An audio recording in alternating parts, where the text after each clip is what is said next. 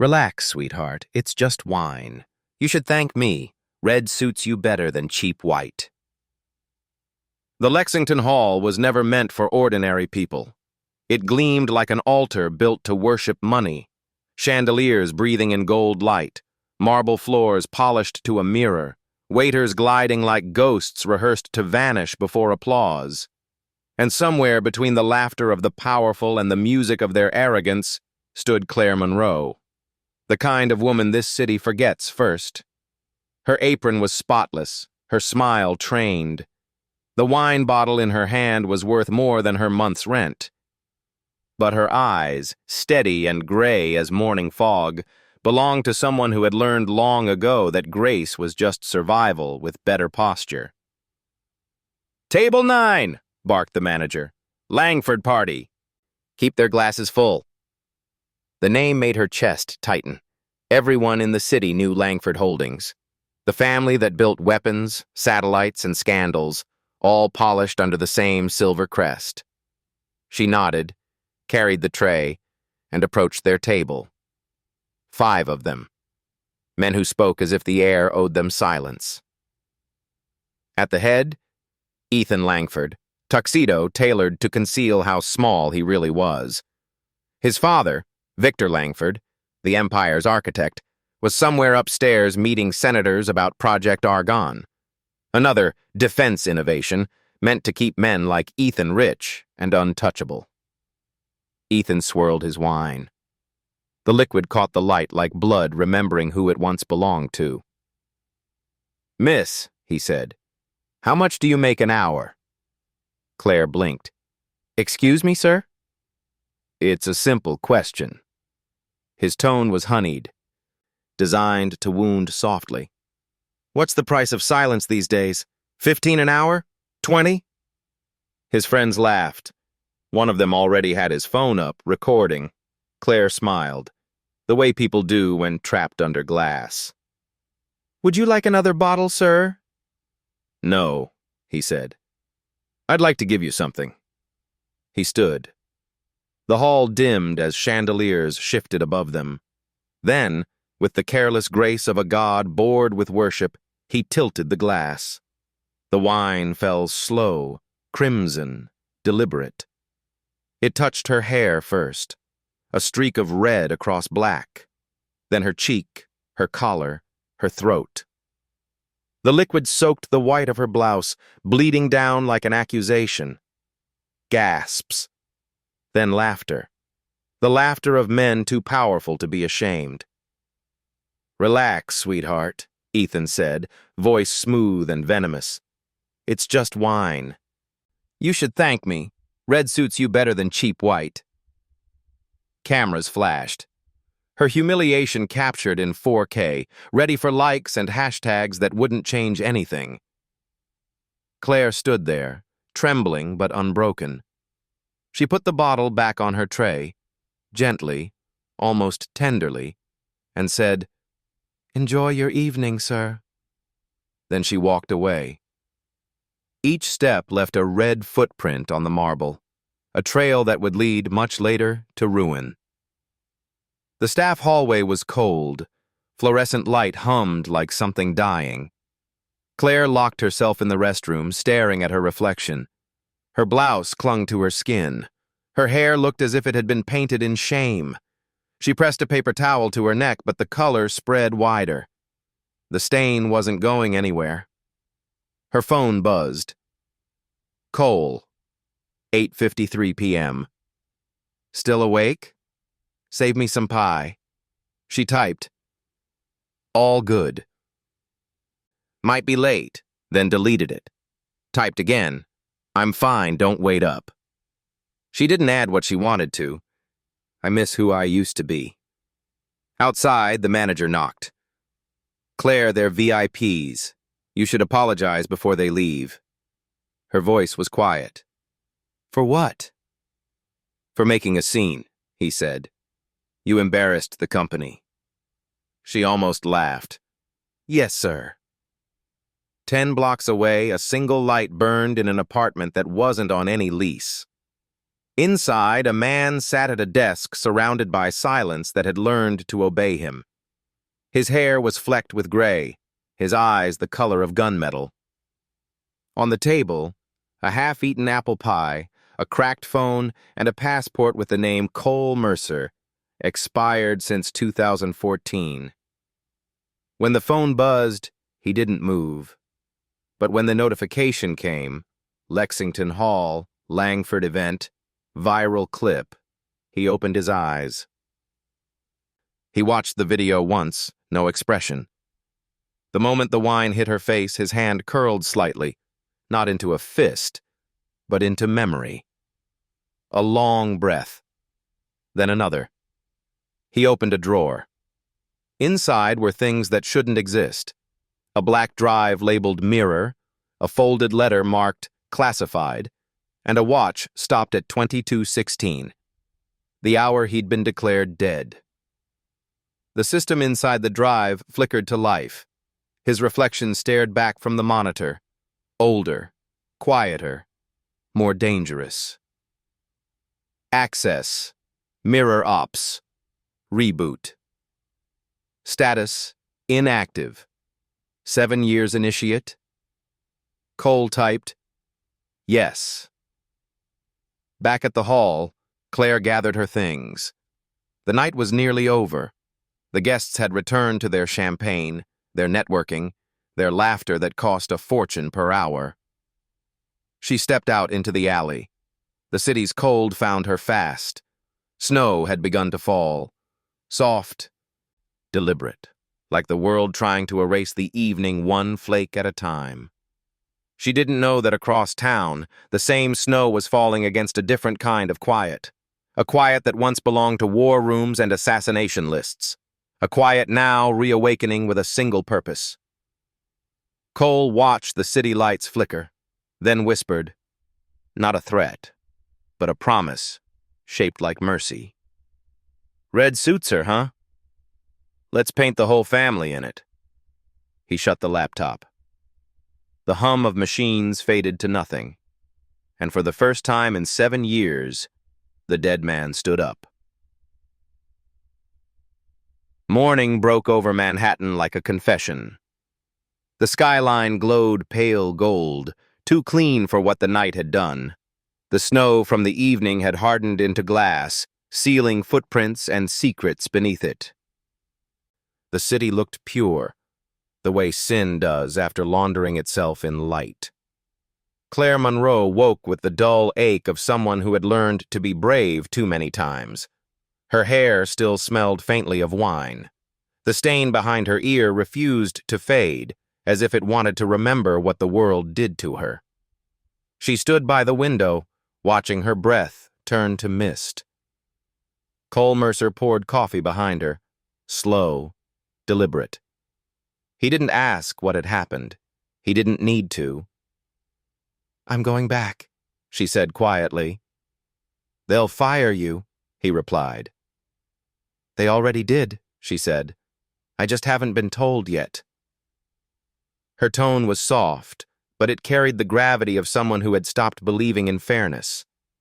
He looked at her for a long moment. Then go once more, he said. So they think you still don't know who you married. She smiled faintly, as if she didn't understand the warning. But she did. She had always known there were parts of him the world shouldn't meet. Across town, Victor Langford stood before his office window on the 61st floor, holding a phone like a knife he wasn't supposed to use. His son's viral video had already made the morning news. Arrogant heir humiliates waitress, the headline screamed. The clip had millions of views, thousands of comments, and one silent watcher who didn't forgive easily. Victor spoke without turning from the glass. Find whoever's behind this leak, and make sure they disappear, like the last one. His assistant hesitated. Sir, the video's everywhere. It wasn't leaked by staff. It's global. Victor's reflection didn't blink. Then make it local again, he said. Buy the silence. in an apartment that officially didn't exist. Cole's world came back to life. The laptop screen glowed faintly against his face, lines of code crawling like veins beneath the glass. Mirror Ops was awake again, the network they'd buried with him 7 years ago. He typed a single command. Ping. Node. Voss. Active. Response. Nadia Voss. Online. Seconds later, her voice filled the speaker. Low. Precise. I thought you were done being the ghost. Ghosts don't wake up, Cole said. They get called. And what called you? A stain that shouldn't exist. Nadia's silence was an old friend. Then she said, You saw the Langford video? I saw a boy who never learned fear, he said. I'll teach him gently. Through his father. Victor Langford, she murmured. You always pick the hard ones. No, Cole said.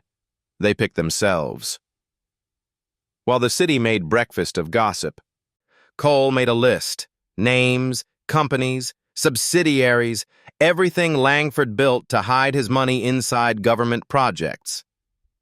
At the top of the page, Project Argon. He clicked a file. A schematic unfolded. Satellite coordinates, fiber network routes, offshore contracts. It wasn't about defense. It was about surveillance. A private system that watched senators as easily as soldiers. Cole sent the file to Nadia. Trace every Argon subcontractor. Find their weakest link. Already found one, she said. A shell company in Zurich. It launders philanthropic donations. Their front is called Frontline Future. You know what that means. He did. Every weapon needs a disguise. Every lie needs a smiling logo. Cole leaned back, remembering the last time he'd dismantled a structure like this. Not for justice, but for orders. He still carried the weight of what he'd done for men like Victor Langford. Now he would use the same precision to unmake them. At Lexington Hall, Claire arrived early. The ballroom smelled of bleach and perfume, like a crime scene pretending to be a celebration. Staff members avoided her eyes. The manager, Daniel Reese, handed her an envelope. You're being reassigned, he said, until this blows over. She opened it. Transfer papers to a supply post in Queens. The paper shook slightly in her hands. It's not punishment, Daniel said. It's protection. But they both knew what it was. Disappearance by bureaucracy. A man by the window caught her attention. He wasn't part of the staff. Tall, black coat, gray eyes, the kind of stillness that made movement look unnecessary. He turned slightly, enough for her to recognize the impossible. Cole? He gave the smallest nod, not of greeting, but of warning. Then he walked past her, slipping a folded note into her coat pocket as he did. She didn't open it until she was on the subway. Inside, one line. When people start cleaning the floor you bled on, don't trust who hands you the mop. Her pulse quickened. The train roared through the tunnel. In the dark reflection of the window, her own face stared back at her, pale, calm, already changing. By noon, Mirror Ops had infiltrated Langford Holdings without crossing a single law. Nadia's code didn't steal. It revealed. They fed subtle errors into the company's internal systems, just enough to trip automatic audits. Procurement froze. Payments looped. Investors hesitated. Cole watched the chaos unfold on 3 screens. He wasn't smiling. It's working, Nadia said. It's not enough, he replied. They'll blame a glitch. I need them to blame themselves. How? By making them see what they refuse to remember, he said. Their own reflection. At sunset, Victor Langford received an encrypted message from a sender labeled Mirror 01. Inside, a single video file. His son's act, played backward. The red wine rising, reforming in the glass, his son's smug grin unspooling into silence. Then a line of text appeared. Every empire begins with a stain. Victor froze. For the first time in years, his pulse raced faster than his ambition. That night, Claire waited for Cole to come home. He did, late, quiet, a faint smell of smoke and rain on his jacket. She didn't ask where he'd been. He didn't tell her that by morning, Langford Holdings would lose $30 million in frozen funds. They sat together in the dim light. "Did you fix it?" she asked. He looked at her, eyes unreadable. "No," he said softly. "I just started showing them what broken looks like." Morning sunlight spilled through the glass towers of Manhattan, turning the streets into mirrors of gold. From the penthouse of the Langford estate, Ethan looked down at the city like a king surveying his playground. Except this morning, the playground no longer applauded. The headlines were everywhere. Langford stock freezes amid internal audit. Senator withdraws support from Project Argonne. Where is the heir now? He paced, barefoot on imported marble, eyes red from a night of drinking and denial. The silence of luxury had turned against him. Every reflection in the glass walls seemed to whisper the same question. "What have you done?" His father, Victor Langford, entered without knocking. "Stop reading," he said. "It's not the news that kills you. It's believing it." Ethan turned, jaw tight. "They're coming for us." Victor's voice was calm, too calm. "No. They're testing who we pay to stay quiet." Ethan laughed bitterly. "And who's paying them? Some invisible hacker with a grudge?" Victor didn't answer. He walked to the window, looking down at the traffic that pulsed like blood beneath the skyline. "Power," he said softly, "doesn't vanish overnight. It erodes, one secret at a time. Whoever did this isn't new. They've done it before." Across the city, Cole Mercer sat in the back of a cafe that smelled of burnt espresso and old newspapers. The TV above the counter replayed the same headlines. He stirred his coffee without looking up. The world thought chaos was loud. It wasn't. It was quiet, methodical, surgical. Nadia's voice came through the earpiece in his collar. "They've started internal containment. Victor's called in his private auditors." Cole replied, "That's not an audit. That's a purge." "Of who?" "Everyone he can't control." Nadia hesitated. "You sound like you've seen this before." "I have," Cole said. "I wrote the manual." Meanwhile, Claire stood in a small grocery store in Queens, holding a bag of oranges and pretending to read the labels. She hadn't gone to work since the transfer notice. Her phone buzzed. A message from an unknown number. "You should stay home tonight." She typed back before thinking. "Who is this?" No reply. Outside, a man in a gray coat watched her reflection in the glass.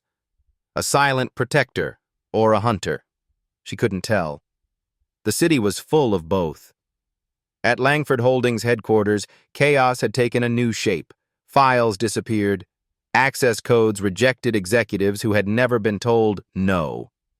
Emails bounced back from addresses that didn't exist yesterday. And then came the whisper. The one no corporation can survive. Internal breach. Data compromise. Mirror leak. Victor's phone rang. The voice on the other end was sharp, female, controlled. "Mr. Langford, this is Nadia Voss, legal consultant. You don't know me, but I know you've misplaced a few accounts." Victor stiffened. "Who are you working for?" "For the truth," she said. "You've met him before. You just thought he stayed dead." Click. The line went dead. By nightfall, panic had turned into strategy. Victor ordered every firewall rebuilt, every account checked, every name traced. Ethan slammed his fist on the table. Why aren't we hitting back? We have contacts in D.C., military ties, private investigators. Victor turned on him, eyes cold. Because you spilled wine on the wrong woman and now we bleed for it. Do you understand, son? You didn't humiliate a waitress. You awakened a professional. Ethan froze. What does that mean? It means, Victor said, someone who used to erase men like us is no longer erasing. He paused. He's remembering.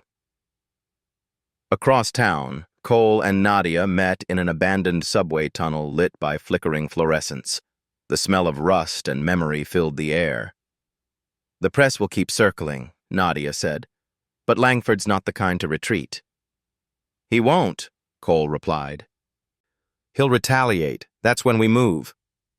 Phase 2? He nodded. Reflection. She raised an eyebrow. What does that mean this time? He looked at her, voice low. We don't expose them. We let them expose themselves. That evening, Victor hosted a private dinner with government officials. Damage control disguised as diplomacy.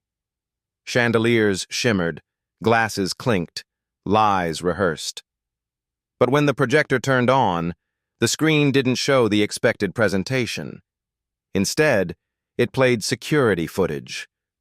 From the Lexington Hall ballroom. Ethan, drunk, laughing, pouring red wine over Claire. Gasps, murmurs. The guests turned to Victor in disbelief. He lunged for the remote. The screen went black, but the damage was already done. The mirror had been turned. Outside the window, parked across the street, Cole watched from a car darkened by rain. The reflection of the chandelier glimmered on the windshield, red, like blood trapped in glass.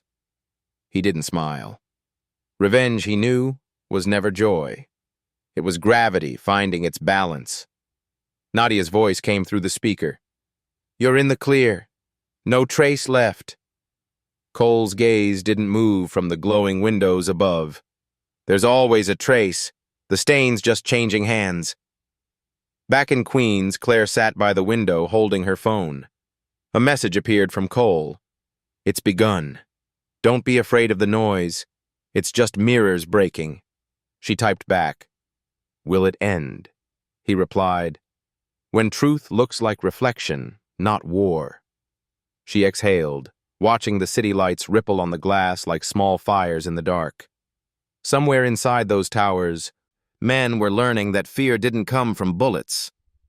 It came from seeing themselves. Far above the city, Ethan stood in front of his shattered projector, rage boiling beneath his skin.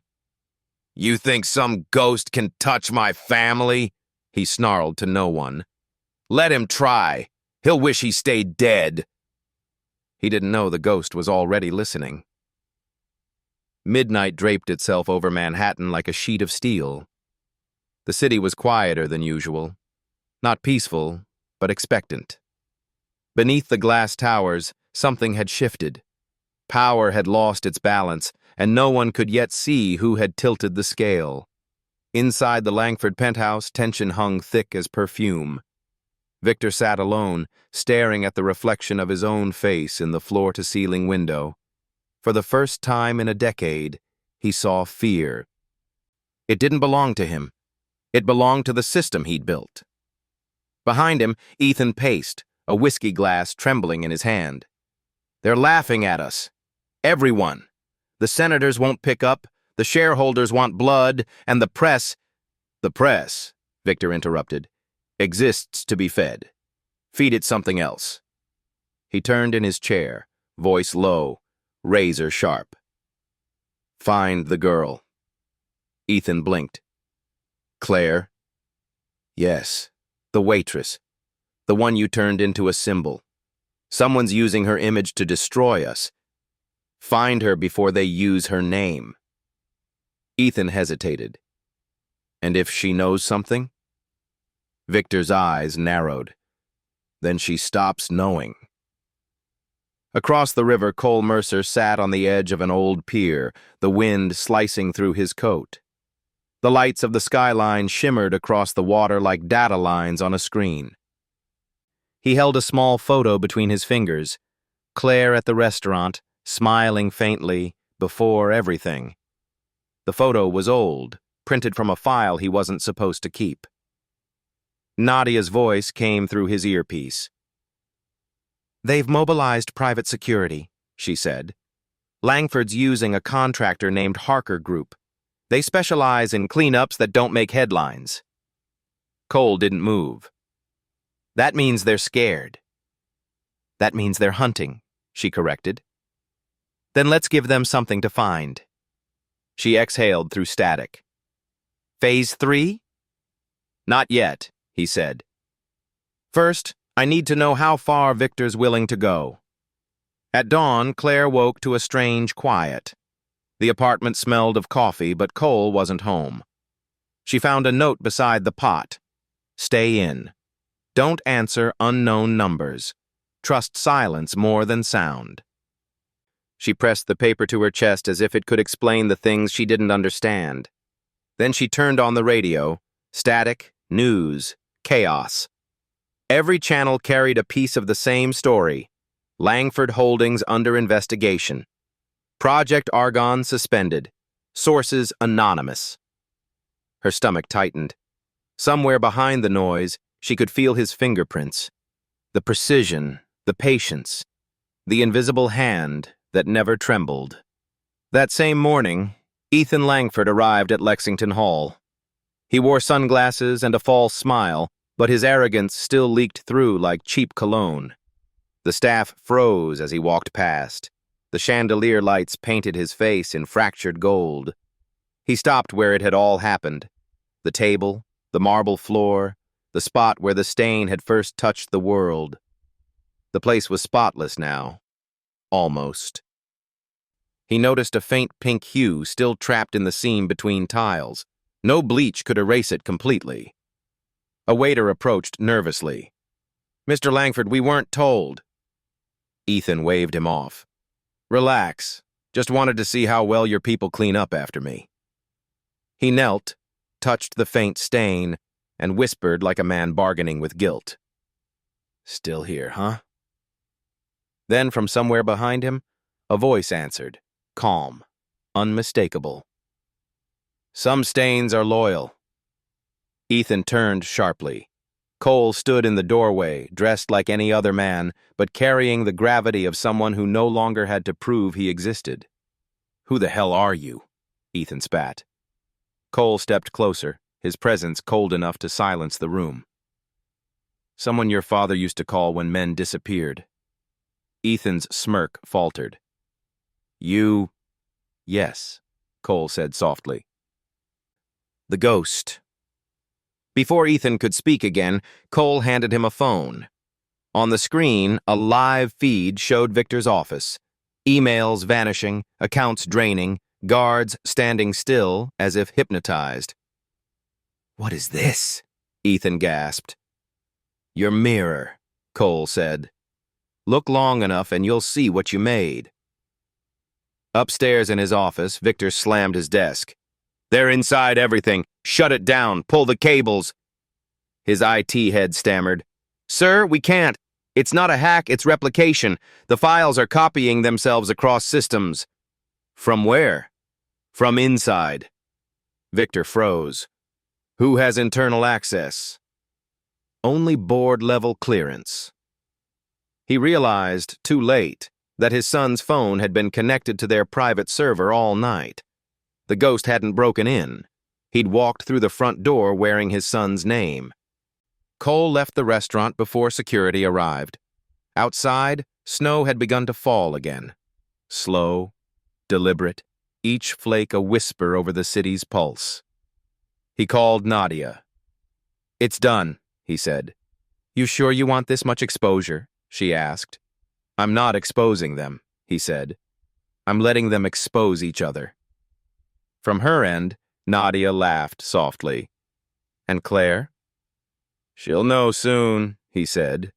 But not yet. I want her to see the city clean itself first. That evening, Victor faced a wall of reporters. Flashes went off. Voices collided. He stood beneath the glare of truth, sweat on his temples, his empire bleeding numbers. "Mr. Langford," someone shouted, "what do you say to claims that your son's actions started this collapse?" Victor's eyes hardened. "My son has no part in this." The real enemy hides behind shadows and rumors. A reporter lifted a photo. "Then who sent this to the press?" Victor looked.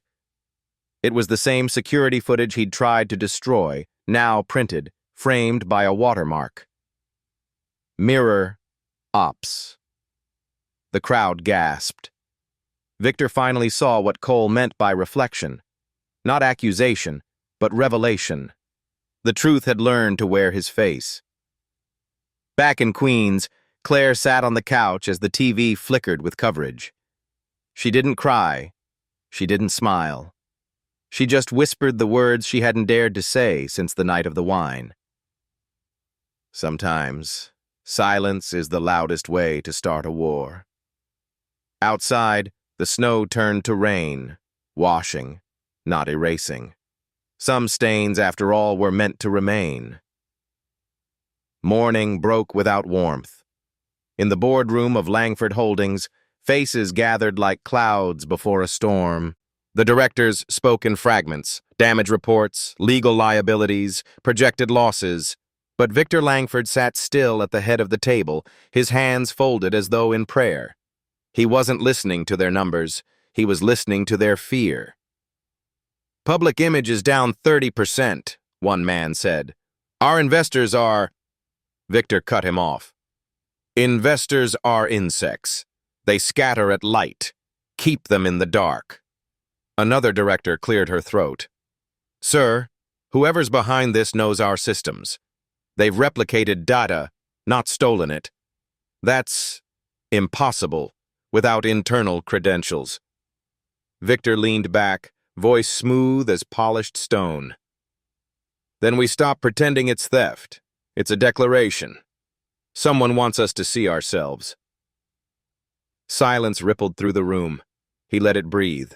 Then, "If justice won't protect us, we'll buy our own kind." Across town, Cole watched the same meeting through a scrambled feed on Nadia's monitor. The security cameras Victor trusted most now streamed directly into a nameless apartment in Brooklyn. Nadia smirked. "He's scared." Cole shook his head. "He's thinking." "That's worse," she said. He turned the sound off and leaned forward. "When men like Victor feel cornered, they don't run. They recruit." "Who?" "The ones who can erase people better than governments ever could," Cole said. "Mercenaries with clearance codes." Nadia exhaled slowly. "Harker Group." He nodded. "I know their founder." At noon, Victor Langford met with Thomas Harker, a man whose suit cost more than a confession. They sat in the back room of a cigar lounge that smelled of old smoke and newer crimes. "I hear your company is for sale," Victor said, lighting a cigar. Harker smiled faintly. "Only to men who need ghosts erased." Victor leaned forward. "I want one ghost. Name your price." Harker's grin widened. "You don't pay me to kill him. You pay me to make the world forget he existed." Victor's eyes glinted. "That's precisely the problem. He already doesn't exist." "Then we start with his shadow," Harker said. "Everyone who moves when he does, cut the strings." Victor handed him a folder. Inside was a name written in neat pen. Nadia Voss. That afternoon, Nadia left her office to buy coffee and never noticed the black sedan parked half a block away. The driver wore a cap low over his eyes. His phone buzzed once. An image of her, time-stamped, approved. She crossed the street just as Cole's message came through her earpiece. "They've found you. Walk 2 more blocks. Turn left. through the construction alley. Nadia didn't hesitate. How close? Close enough to smell your fear if you stop. She moved, fast, silent. The sedan followed. She ducked under scaffolding, boots slipping on ice until she reached the corner. And there he was, Cole, waiting like a ghost that refused to die. Move, he said, grabbing her wrist. They slipped into the service corridor of a closed store. His eyes flicked over the street camera above them. They're using Langford's private grid, Harker's men. Wonderful, she breathed. You always bring flowers when you visit? Bullets, he said, if I have to. They waited until the sound of the engine faded. Then Nadia looked at him, voice quieter. How long before they come for Claire? Cole's jaw tightened. They already have. At that moment, Claire stood behind the counter of a small bakery in Queens, wiping flour from her hands. It was her first day helping the owner, an old woman named Mrs. Talbot, who didn't care about headlines or history. The bell above the door jingled. A man in a dark coat entered, smiling politely. Coffee, black.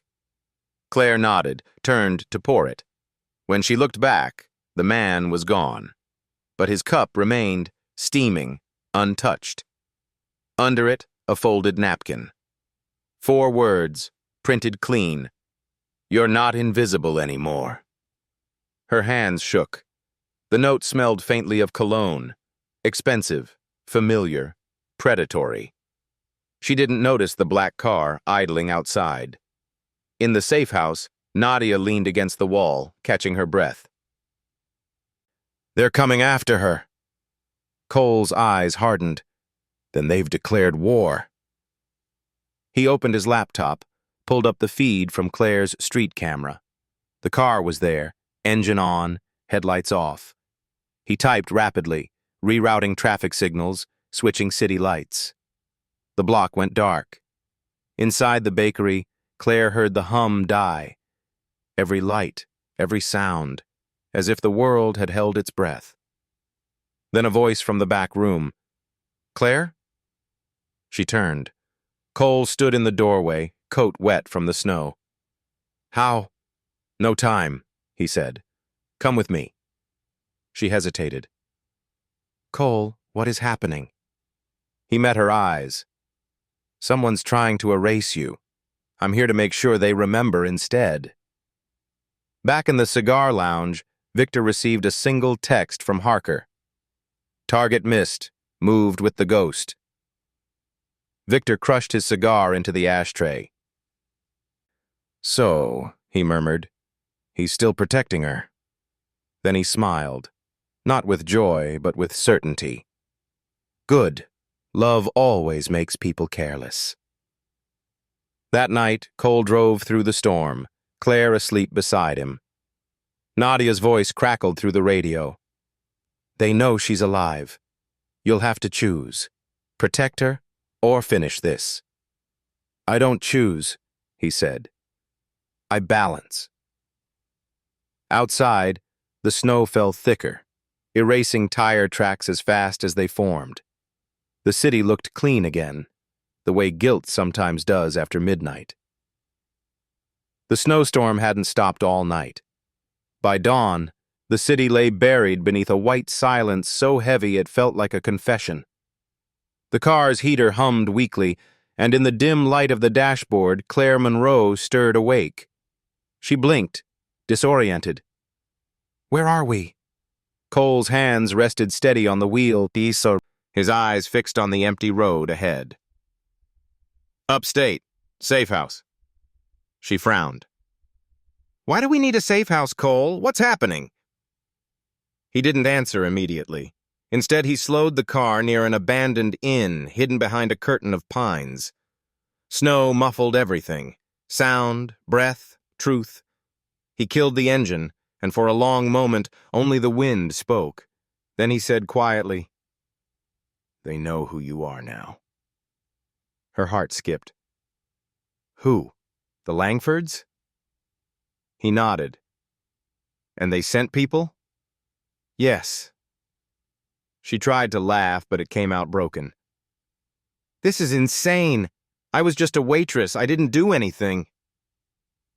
Cole looked at her then. Really looked. You existed, he said. That's enough for men like them. Inside the inn, the air smelled of dust and old wood. Cole lit a small fire, and for the first time, Claire saw what fear looked like on him. Not trembling, not hesitation, but calculation. The kind that measures distance to exits and number of bullets left from another life. She sat across from him, hands wrapped around a chipped mug. You're not telling me everything, she said. I never do, he replied softly. Then tell me this much. Who are you, really? He hesitated, eyes following the flame's reflection on the window. I used to make people disappear, he said at last. For the government. Then for men like Victor Langford. Her voice barely rose above a whisper. Disappear as in gone, he said simply. Buried under new names or none at all. The words hung between them like frost. Claire's fingers tightened around the mug. So that's what you were doing these last few days? Making them disappear? No, he said. Just showing them what it feels like. Down in Manhattan, Victor Langford stood in his private office surrounded by fractured silence. Screens blinked with frozen transactions. Investors demanded explanations. The empire he built with contracts and silence was now cracking from within. Thomas Harker entered, removing his gloves. You said the waitress was gone. Victor turned sharply. She should have been. Well, she isn't. The ghost moved her. Victor smiled thinly. Then we stop chasing the ghost. We shoot through the person he's protecting. Harker tilted his head. Collateral? Victor poured himself whiskey. Motivation. Back at the safe house, night crept in early. Claire stared at the fire until her vision blurred. Cole was outside, checking the perimeter. She could see his silhouette through the frosted window. Tall. Still. A shadow made of duty. When he returned, snow fell from his coat like small ghosts. You should sleep, he said. I can't, she murmured. Every time I close my eyes, I see that wine, the sound of everyone laughing, like I don't exist. Cole sat down beside her, voice low. You existed long before them, and you'll exist after they're gone. She looked at him, tears catching in the light. And you? What happens to you after this? He smiled, faint, sad. People like me don't get afters. Hours later, Cole's phone vibrated against the wooden table. Message from Nadia. Langford moved funds. Offshore trail. They're buying names, Cole. Politicians, cops, even mirror ghosts. They'll come for me next. He typed back. Move safe house. Burn every trace. Her reply came seconds later. And Claire? She stays with me. Until it's over. He shut the phone, knowing Nadia wouldn't argue. She'd been the only one who truly understood how protection always becomes a kind of prison. Outside, the trees whispered under the snow. Somewhere out there, Harker's men were already tracking thermal signatures, tracing phone pings, triangulating ghosts. Cole knew the pattern too well. It was the same one he'd once written. He took his gun from the table and checked the chamber. Claire watched him from the doorway, pale in the firelight. So it's starting again? He nodded once. Everything starts when people refuse to end it. By midnight, headlights carved through the trees. Cole moved silently, signaling her to stay low. Two figures stepped out of the first car, Dark coats, no badges. Their breath fogged the air. Cole whispered, "When I tell you, run through the back. Cole, run." He opened the door with the calm of a man who'd rehearsed death before. The first shot cracked through the stillness. The second shattered a lamp. The world turned to glass and noise. Claire ran, snow catching her tears as she stumbled through the backwoods. Behind her, gunfire echoed like a heartbeat refusing to stop. Then silence. When it ended, the inn was burning. Cole emerged through the smoke, coughing, coat torn. He limped toward the tree line, calling her name. "Claire!" Her voice came faintly from the dark. "I'm here." He found her kneeling by a frozen creek, shaking. He knelt beside her, blood seeping through his sleeve. "You're hurt," she whispered. He shook his head. "Not enough to stop." "Why won't you ever rest?" she asked through tears.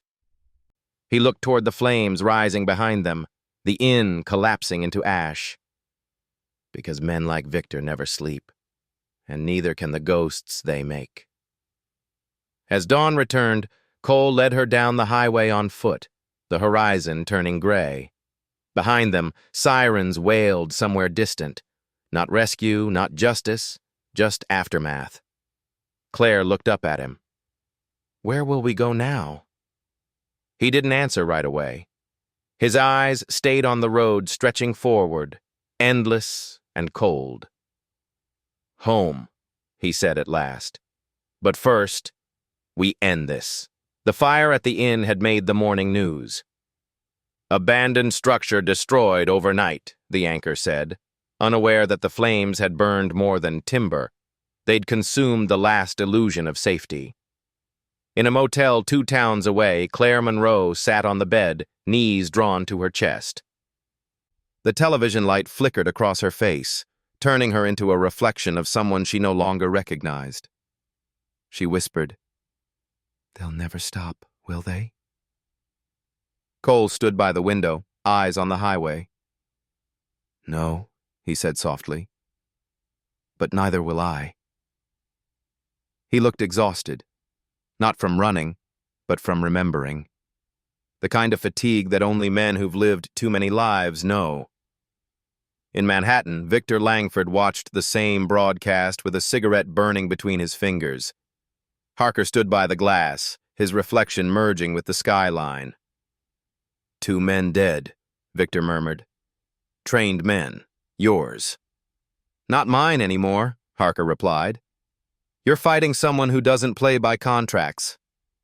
Victor turned, fury restrained behind a calm that could kill. "Everyone plays by something. Find out what his something is. And if it's her?" Victor's smile was a blade. "Then she's the key, not the collateral." By evening, the motel was wrapped in fog. Cole was outside, fixing the stolen truck. Claire watched him from the doorway. He moved with the precision of a soldier, but there was something deeply human in his silence. A man trying to rebuild meaning from ruins. She walked out, pulling her coat tighter. "Why do you keep doing this for me?" she asked. He didn't look up. "Because you remind me of someone I couldn't save." "Your wife?" He froze. "Not wife. Partner. We worked ops overseas. She didn't make it out." "What happened?" He straightened, met her eyes. "We got too close to the people we were protecting. And when you start to care, you start to hesitate. In our world, hesitation kills." She studied him. "And you think protecting me is hesitation?" "No," he said. "It's redemption." Later, while Claire slept, Cole sat at the table scrolling through an encrypted device. Nadia's last message glowed faintly on the screen. "Langford meeting tomorrow. Private estate. Westchester. He's calling it reconciliation. But he's setting a trap." Cole typed, "Good. Let him." then deleted it before sending. He turned off the screen and stared into the darkness. For the first time in years, he wasn't sure if he was the hunter or the hunted. At Langford's estate, the storm gathered again. Victor's boardroom had been transformed into a war room. Blueprints, surveillance photos, satellite maps. "Operation Glass Veil," Harker said, sliding a dossier across the table. "Bait the ghost with the girl. Contain, extract, erase. Clean." Victor looked down at the photo of Claire. Grainy, distant, taken from a highway camera. "You think she'll lead him to me?" "She already has," Harker said. "He'll come for her again. That's what men like him do. They always come back to the fire." Victor's voice was cold. "Then we'll give him one." In the motel, Claire woke to an empty room. The window was open. Cole's jacket was gone. A note lay on the nightstand, scrawled in black ink. "I'll end this before it reaches you again. Don't follow." Her hands shook as she read it. "Damn it, Cole," she whispered, grabbing her coat. By midnight, Cole had reached the outskirts of Langford Manor. The building loomed like an apology carved in glass. Elegant, silent, and full of traps. Through his earpiece, Nadia's voice whispered from miles away, "You're already on every camera they own." "I want them to see me," Cole said. "Then I hope you're ready for the bill," she murmured. He smiled faintly. "Always am." He moved like smoke through the estate's back halls. Guards passed by without noticing. Lights dimmed as his signal jammer pulsed. Every room looked too perfect. Victor's vanity made manifest. Then he entered the main hall and found Victor waiting. Victor sat alone at the long marble table, a glass of red wine before him, deliberate, mocking. "I was beginning to think you'd lost your touch," he said. Cole didn't reply. His eyes traced every angle of the room, every reflection in the glass. "Where's Harker?" "Gone," Victor said. "I don't hire men who fail twice." He gestured toward the chair across from him. "Sit. Let's talk like men who've both outlived their usefulness." Cole didn't move.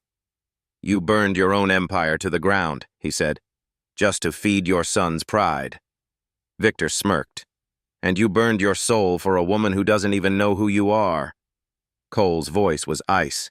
"The difference is, mine was worth it." Victor raised the wine glass, watching the crimson light tremble.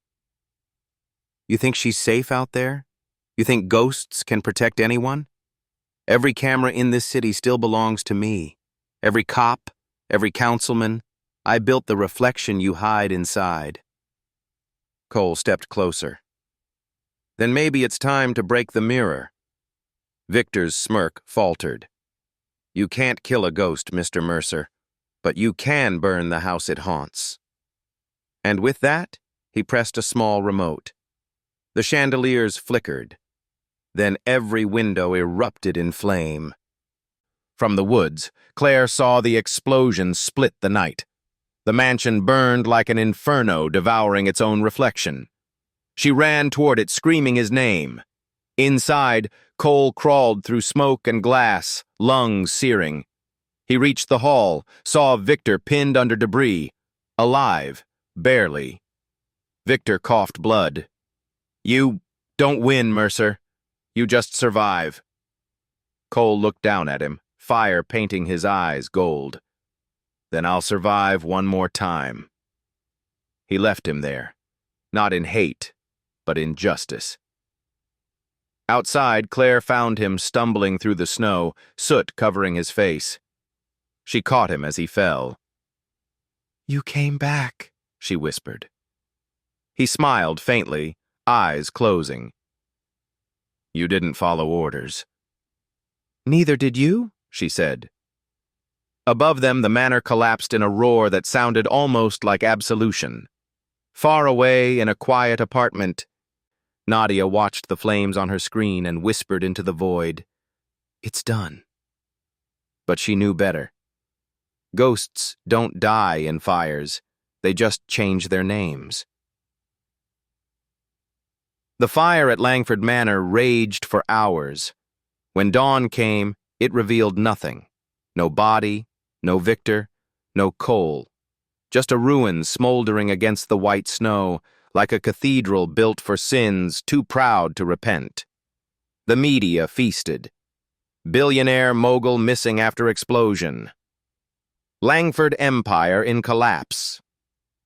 Was Project Argon a cover for domestic espionage? But in a quiet hospital 2 counties north, Claire Monroe sat beside a man who had become more myth than flesh. Cole Mercer. Bandaged, silent, his face marked by burns and time. He'd survived. Barely. The doctor said he was lucky. Claire thought luck was a cruel word for men who'd already died once. She held his hand, whispering, "You said it would end." His eyes opened slowly, gray as winter water.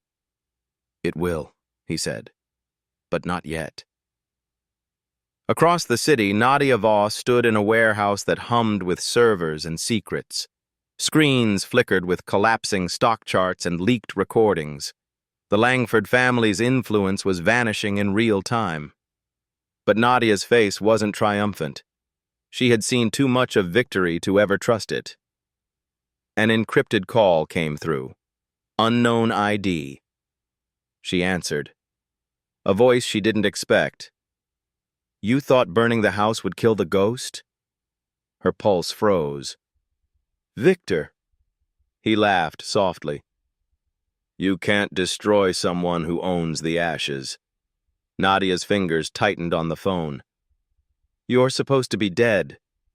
"So are you," he said. "Yet here we are. Stubborn reflections."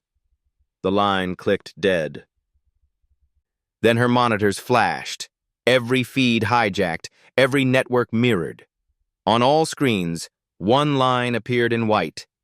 Justice doesn't end in fire. Back in the hospital, Cole woke to the sound of rain tapping against the window. Claire sat beside him, sketching something on a napkin. The outline of the manor, half standing, half gone. He smiled weakly. "That's generous. You gave it more walls than it deserved." She looked up, eyes full of exhaustion and love. "You shouldn't have gone alone." "I didn't," he said. "You followed. You could have died." "I already had." For a moment, they just breathed the same quiet. Then Claire said, "What happens now?" Cole stared at the ceiling. "Now, we finish what we started. Langford's alive." Her eyes widened. "You saw him?" "In the flames," he said softly. "And in the way the fire moved, deliberate, not chaotic. He planned it." She touched his hand. "Then what do we do?"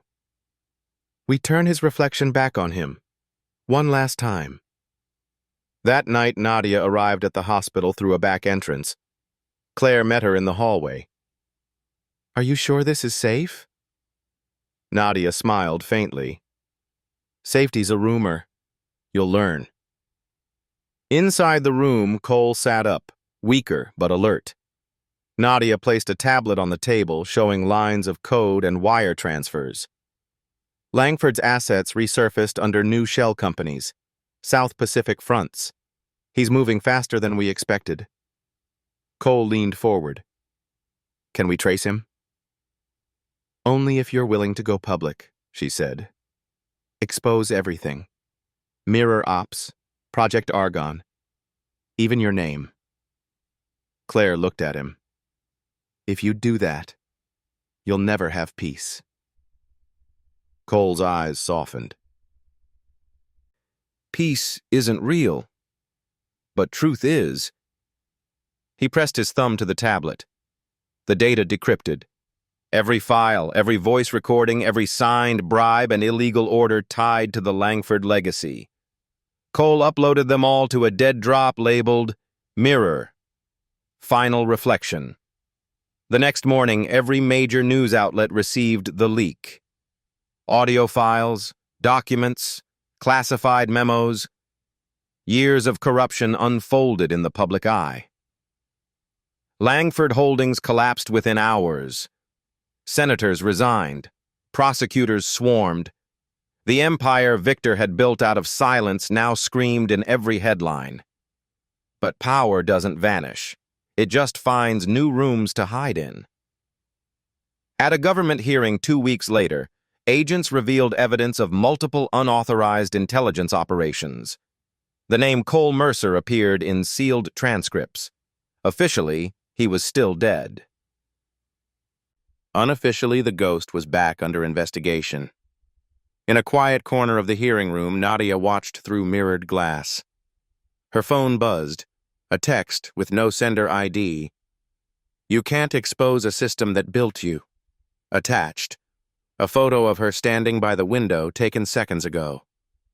Her pulse spiked. "He's here," she whispered.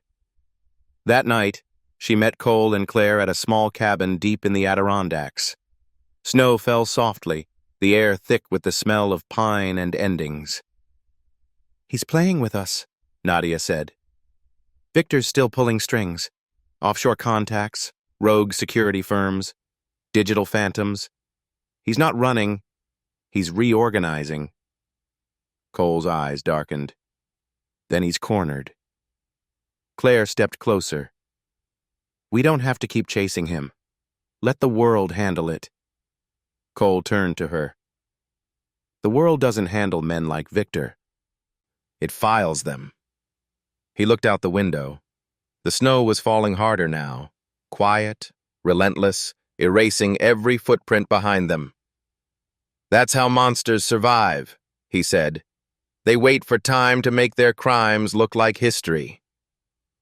Later, when Claire slept, Nadia found Cole outside under the frozen sky. She said softly, "You know he won't stop until one of you is buried for real." Cole nodded. "Then I'll dig first." "You think this is justice?" "No," he said. "It's balance." She looked at him for a long time. "You sound tired." "I am," he admitted. "But tired men still pull triggers if you aim them right." In Manhattan, a private jet lifted off from a hidden runway. Inside, Victor Langford sipped his wine, unburned, unbroken, eyes reflecting nothing but the flame of the cabin light. He opened a laptop. On the screen, a file titled Mercer, Trace, Active. He smiled faintly. "Let the ghost come," he whispered. "I've built him a mirror he can't escape." Back in the cabin, the radio crackled, a signal they weren't supposed to receive. Cole turned toward it, listening. A voice echoed through static. "You thought you erased me, Cole, but ghosts belong to mirrors, and I own every one." Claire woke to see him standing at the door, face pale, eyes distant, like he'd seen the end coming and recognized its voice. He whispered, "It's him." Outside, thunder rolled through the mountains. Not weather, but something closer, heavier, mechanical.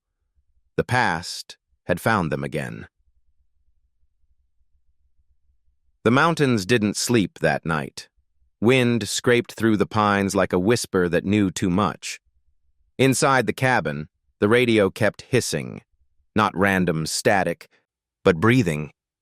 Then Victor's voice again, calm, precise, intimate. "You're listening, aren't you, Cole? You always were better at hearing ghosts than killing them." Cole stood motionless, every muscle remembering another lifetime. The war rooms, the debriefs, the missions that were never meant to exist. Claire sat on the edge of the bed, eyes wide with fear. "He's tracking the signal," she whispered. Cole nodded. Not the signal. Us. He reached for the radio, flipped it open, wires glinting. Victor's voice continued, smooth as a blade through water.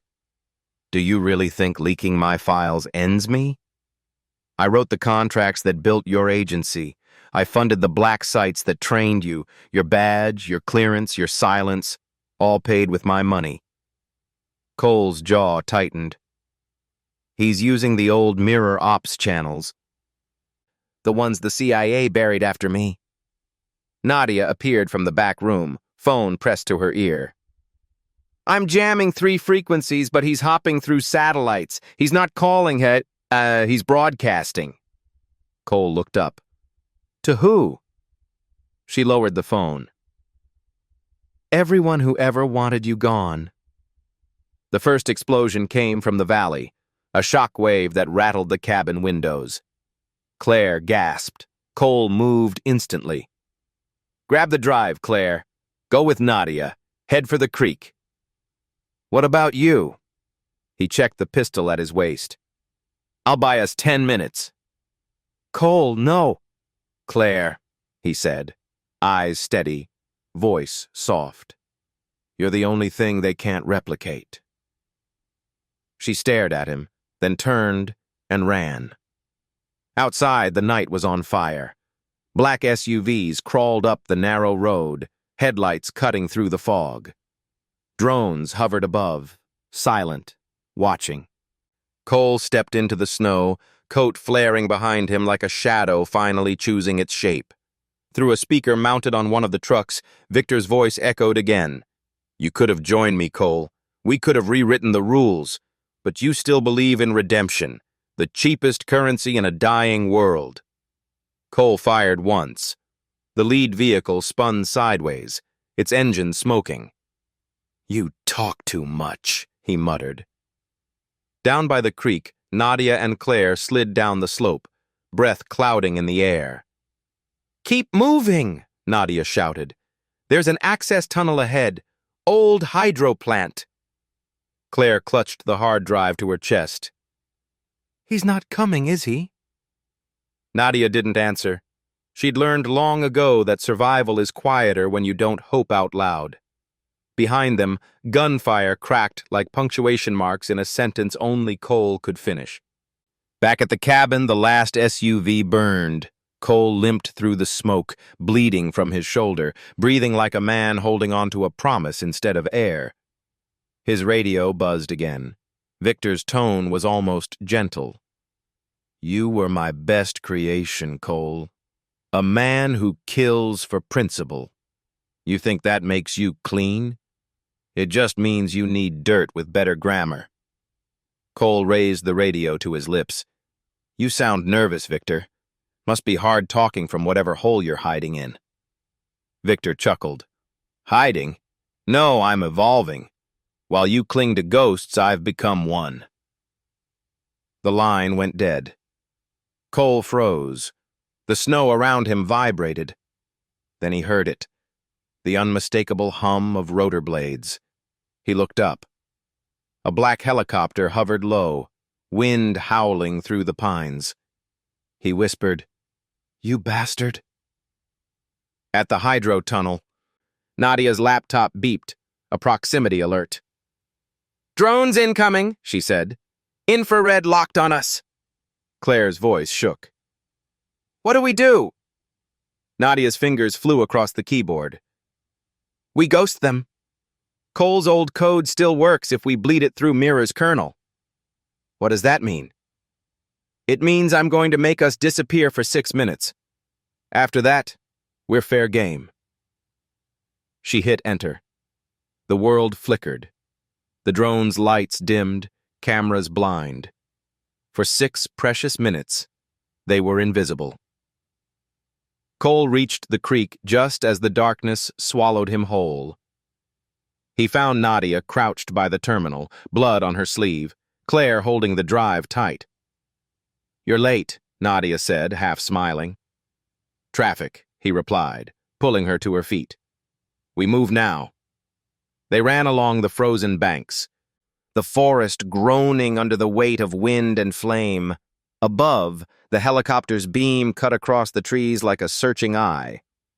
Suddenly, Victor's voice returned, echoing from the chopper's loudspeaker. "You can run, Cole, but every reflection has a master, and I built yours." Cole stopped, eyes narrowing. "He's not after the drive." Nadia frowned. "Then what?" "Me," Cole said. "He's after me." Before either could speak, the beam of light fixed on their position. Cole pushed them both into the ditch. Bullets shredded the air above. He yelled, "Go! Get her out!" Nadia hesitated. "And you?" "I'm ending the broadcast." He sprinted toward the open field, the snow crunching beneath his boots like glass. The helicopter descended, its turbines screaming.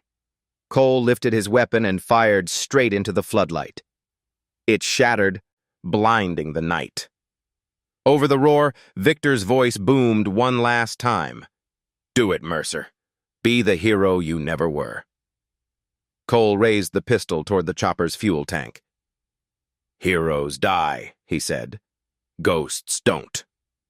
He fired. The explosion tore the sky open. A storm of fire and metal rained down across the valley, lighting the snow in red.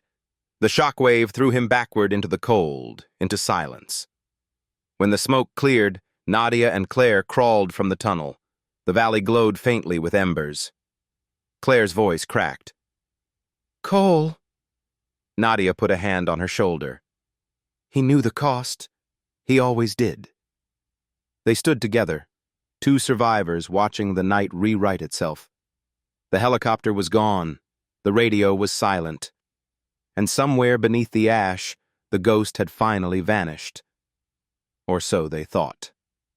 Hours later, far from the wreckage, a secure terminal blinked to life in a government archive. Access code, Mercer, protocol 9. A text appeared on screen. "If you're reading this, the mirror still stands. Finish what I couldn't." Below the message, a live GPS feed flickered. One red dot moving steadily south. In a jet streaking across the Atlantic, Victor Langford sat in the dark, nursing a wound beneath his shirt. He watched the same feed, smiling faintly. "Good," he whispered. "He's still playing."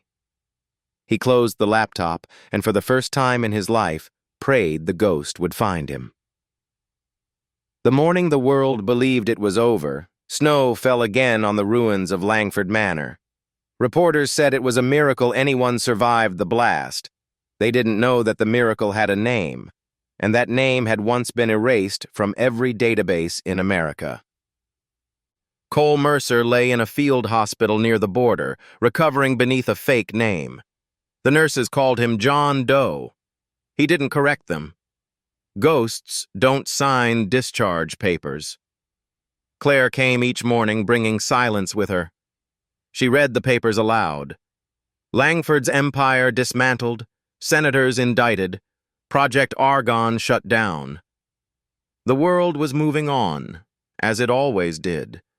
Pretending redemption was an event, not a war. "You did it," she said softly one morning. "It's over." Cole turned his head toward the window. "No," he said. "It's balanced. That's not the same thing." Thousands of miles away over the South Atlantic, a jet sliced through the clouds. Inside, Victor Langford stared at his reflection in the window.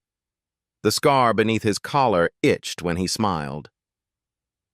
On the seat beside him lay a small case containing a drive marked Argonne, Mirror, Rebuild. His aide spoke nervously. "Sir, the Americans are still hunting the assets. They think you're dead." Victor poured wine, red as memory. "Then let them keep believing in ghosts." He raised the glass, watching the crimson swirl. "It's the living they should fear." Back at the cabin ruins, Nadia Voss stood in the snow with an unmarked tablet in her hands. She'd followed a ping that shouldn't have existed. The screen showed a single active signal. Mercer, Protocol 10. Her heart tightened. "Cole," she whispered. When she tapped the file, a video opened. Grainy, recorded before the final mission. Cole's voice filled the air, calm, slow, tired. "If you're seeing this, it means I failed to disappear, which probably means you didn't." The truth about men like Langford isn't that they can't die. It's that they're never alone in their reflection. There's always another mirror, another system, another face, waiting to carry the silence forward. Don't chase them. Replace them. That's how you win. Tell Claire I was wrong. Redemption wasn't what I wanted. It was her believing I could have it. The message ended. Nadia stood there for a long time, snow collecting on her shoulders. Then she whispered, "You stubborn bastard," and turned off the tablet. 3 months later. Somewhere in Lisbon. Claire worked quietly at a small cafe by the port, her hair tied back, her accent impossible to place. She poured coffee for strangers, smiled at children, watched the ships come and go. The world called it peace. She called it pretending. One afternoon, a man walked in, tall, coat worn, eyes gray as the Atlantic. She didn't look up right away, but when she did, her breath stopped. He stood there for a moment, studying her, unsure if ghosts were allowed to return. Then he said, voice soft, almost human again, "Table for one, unless you're still serving red." Her smile trembled. "You're supposed to be dead." "So are you," he said. She didn't move. Neither did he. And in that stillness, the noise of the world fell away, leaving only the hum of existence, fragile and enough. That night, they walked along the docks in silence. The ocean carried no judgment, only the weight of what people leave behind. Claire said, "What now?" Cole looked out to the horizon. "Now we let the world believe we're gone, and we build something it can't see." "Like what?" He smiled faintly. "Like a life." Meanwhile, in Geneva, a private server flickered to life. A technician frowned. The system wasn't supposed to exist. The screen displayed a logo long thought destroyed, Mirror Ops. Then, beneath it, a new directive appeared. Reboot Argon Network, authorized by Mercer. The technician froze. "Sir," he called out, "you need to see this. Someone reactivated the protocol." In the next room, Victor Langford turned from the window. His eyes narrowed. "Impossible," he said. Then he saw the name on the signature key. C.M. He smiled. "Ah," he murmured. She learned. In Lisbon, Claire sat alone by the sea, wind in her hair, waves whispering against the stones. She held a small notebook, Cole's old one, filled now with her handwriting. Inside, blueprints, algorithms, maps, not of revenge, of protection. She whispered to the wind, "Balance, not war." And somewhere deep in the networked dark, new systems stirred, not to control, but to guard, to watch the watchers. The reflection had changed sides. On a mountain far away, Cole stood on a cliff above the clouds watching the sunrise. His radio cracked softly. Nadia's voice, amused, alive. "You know, if you wanted to retire quietly, faking death twice isn't helping." He smiled. "Retirement's for people who believe the world stops spinning." "And Claire?" "She spins it better than I ever could." He looked toward the horizon, not running, not chasing, simply existing. The morning light caught his eyes, turning the gray to gold. He whispered the last line of his own story, as if closing a chapter written in blood and redemption. Maybe ghosts aren't meant to haunt. Maybe they're meant to guard the living. In the silence between systems, a message looped endlessly across encrypted networks. Mirror complete, truth balanced, ghost at rest. And for the first time in years, the reflection finally held still.